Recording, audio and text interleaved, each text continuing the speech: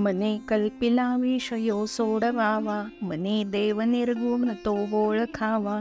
मने कल्पिता कल्पना ते सरावी, सदा संगती सज्जनाची धरावी. श्रीराम.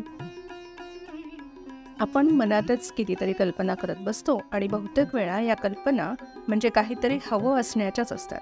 या कल्पना कशाची तरी हाव सोडून देऊन सत्य असा परमेश्वर जाणून घ्या आणि त्यासाठी सज्जन संगती धरा, असं समर्थ या श्लोकात सांगत आहे.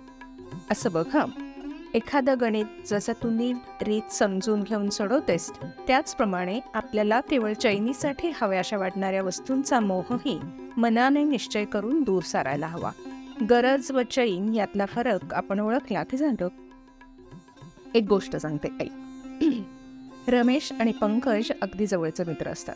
दोघांना एकमेकांशिवाय चैनही पडत नसेल. दोघंही एकमेकांच्या वस्तू वापरत असत आणि त्याबद्दल दोघांचीही तक्रार नसे. दोघंही रोज आपापल्या सायकलींवरून शाळेत येत असत.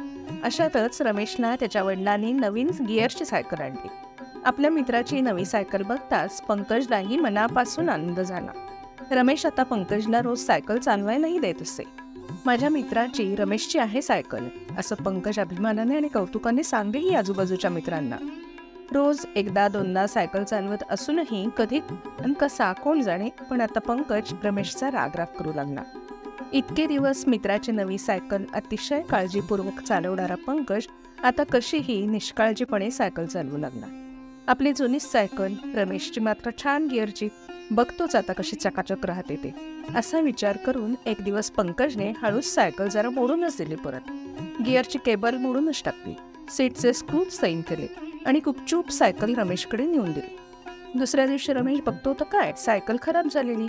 रमेशला आता स्वभावात बदल झालेला पंकज ओळखू येऊ लागला. एकदा तर दोघांचे जोरदार भांडणही झाले. आता बघ विचार करून, आधी मित्राला नवी सायकल आणली म्हणून आनंद झालेला पंकज आणि नंतर केवळ सायकलीचे निमित्त होऊन मित्राचा द्वेष मत्सर करू लागलेला पंकज. किती फरक आहे दोन विचारांमध्ये. आपला समजून नवी सायकल फिरवायला देणारा रमेश निर्मळ मनाचा आहे. सुरुवातीचा पंकजही चांगलाच आहे, पण सायकलचा मोह आणि मित्राविषयी मत्सर यामुळे तो वाईट विचार करू लागला. त्यासाठी समर्थ आपल्याला विषयांचे हवे पण सोडायला सांगत आहे. अशी सतत कशाची तरी हाव असणे, कोणाविषयी मत्सर वाटणे, हे सगळे दुर्गुण दूर करायचे असले तर आपल्याला सज्जनांची संगती धरावीच लागेल, असा आग्रह समर्थ धरीत आहे. पुढे समर्थ निर्गुण देव ओळख असं सांगत आहे. आता कालची गोष्ट आठव. दुधातलं लोणी जसं त्यातच असतं पण दिसत नाही, तसंच सगळ्या विश्वात असलेला परमेश्वर दिसत नाही, तो जाणवून घ्यायचा आहे, माहीत करून घ्यायचा आहे. सगुण हे आरती, निर्गुण ओवाळू, कल्पनेचे द्रुत घालून दीप पाजणू, ही सद्गुरूंच्या आरतीची शरणोळ आहे. तू ऐकली आहेस खूपदा. हातातल्या आरतीच्या तपकात जे निरांजन आहे त्यात कल्पनांचा द्रुत म्हणजे तूप घालू, असं कवी रामानंद म्हणत आहे. आपण निरांजनात घातलेलं तूप वात लावताच हळूहळू जळून जातं.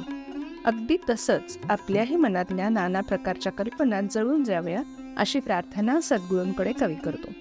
अविद्येचा मोह पडला उपडोनी सांडू, आशा मनशा म्हणजे मनीषा, तृष्णा काम क्रोध कुरवंडू, असं कवी पुढे म्हणतो. परमेश्वर जर जाणून घ्यायचा असेल तर सहाही रीत म्हणजे शत्रू ओवाळून टाकून द्यायला हवेत, असा सोपा अर्थ आहे या ओळीचा.